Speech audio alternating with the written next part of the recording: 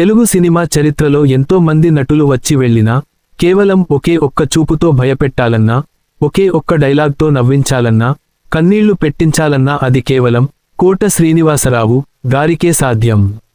విలనిజంలో సరికొత్త బాడీ లాంగ్వేజ్ని పరిచయం చేసిన ఆయన జీవితంలో మనకు తెలియని ఎన్నో ఆసక్తికరమైన విషయాలు ఉన్నాయి.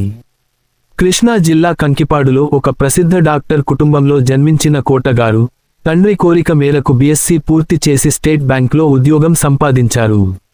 అయితే బ్యాంక్ ఉద్యోగిగా స్థిరపడినా ఆయన మనసంతా ఎప్పుడూ నాటకాల మీదే ఉండేది. ఉద్యోగం చేస్తూనే రాత్రిపూట నాటకాల్లో నటించేవారు.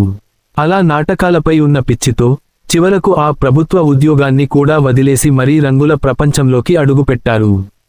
సాధారణంగా నటులు చాలా చిన్న వయసులోనే ఇండస్ట్రీకి వస్తారు. కానీ కోట గారు సినిమాల్లోకి వచ్చేసరికి ఆయన వయసు 36 ఏళ్లు. 1978లో వచ్చిన చిరంజీవి గారి ప్రాణం ఖరీదు సినిమాతో ఆయన వెండితెరకు పరిచయమయ్యారు. ప్రారంభంలో చిన్న చిన్న పాత్రలు చేసినా ఆయనకు నటుడిగా పెద్ద గుర్తింపు తెచ్చిన సినిమా 1987లో వచ్చిన ఆహా నా పెళ్ళంట. ఆ సినిమాలో ఆయన పోషించిన పిసినారి పాత్ర ఒక సంచలనం సృష్టించింది. కోట శ్రీనివాసరావు గారు కేవలం విలన్ పాత్రలకే పరిమితం కాకుండా 1990లో బాబు మోహన్ గారితో కలిసి చేసిన కామెడీ మ్యాజిక్ టాలీవుడ్ను ఒక ఊపు ఊపేసింది. వీరిద్దరి కాంబినేషన్ స్క్రీన్ మీద కనిపిస్తే చాలు థియేటర్లు నవ్వులతో మార్మోగిపోయేవి.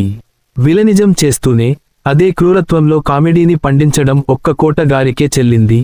ముఖ్యంగా జంబలకిడి పంబ చిత్రంలో ఆయన చేసిన పాత్ర ఎప్పటికీ ఒక క్లాసిక్. నటనలోనే కాదు ప్రజాసేవలో కూడా కోట గారు తన ముద్ర వేశారు. 1999లో ఆయన భారతీయ జనతా పార్టీ బీజేపీ తరపున విజయవాడ తూర్పు నియోజకవర్గం నుండి ఎమ్మెల్యేగా పోటీ చేసి ఘన విజయం సాధించి 2004 వరకు అసెంబ్లీలో ప్రజా సమస్యలపై గళం విప్పారు. 750కి పైగా సినిమాల్లో నటించి 5 దశాబ్దాల పాటు భారతీయ సినిమాకు ఆయన చేసిన సేవలను గుర్తిస్తూ 2015లో భారత ప్రభుత్వం ఆయనను దేశ 4వ అత్యున్నత పౌర పురస్కారం పద్మశ్రీతో సత్కరించింది. అలాగే ఆంధ్రప్రదేశ్ ప్రభుత్వం నుండి ఆయన ఏకంగా 9 నంది అవార్డులను అందుకున్నారు. అయితే కోట గారి జీవితం అంతా విజయాలతోనే సాగలేదు. ఆయన జీవితంలో ఒక పెద్ద విషాదం ఉంది. ఆయన కుమారుడు కోట ప్రసాద్ కూడా నటుడిగా పరిచయమయ్యాడు. కానీ దురదృష్టవశాత్తు 2010లో జరిగిన ఒక రోడ్డు ప్రమాదంలో మరణించారు. ఆ కొడుకు మరణం కోట గారిని తీవ్రంగా కలచివేసింది. తెలుగు, తమిళం, హిందీ సహా పలు భాషల్లో 750కి పైగా చిత్రాల్లో నటించి విలన్గా భయపెట్టారు. కామెడీతో కడుపుబ్బా నవ్వించారు. క్యారెక్టర్ ఆర్టిస్టుగా మనసులను కదిలించారు. విలనిజంలోనూ నవ్వులు పూయించడం ఆయనకే సాధ్యమైంది. ఆహా నా పెళ్ళంట, ప్రతిఘటన, గాయం, ఆ నలుగురు వంటి చిత్రాలు ఆయన ప్రతిభకు నిలువెత్తు నిదర్శనాలు. ముఖ్యంగా ఆడవారి మాటలకు అర్థాలే వేరులే సినిమాలో వెంకటేష్ గారి తండ్రిగా ఆయన కనబరిచిన ప్రేమ, బాధ, ఆప్యాయత తెలుగు ప్రేక్షకుల హృదయాల్లో శాశ్వతంగా నిలిచిపోయాయి. తెలుగు చలనచిత్ర జగత్తులో ఒక శకం ముగిసి నేటికి ఏడాది.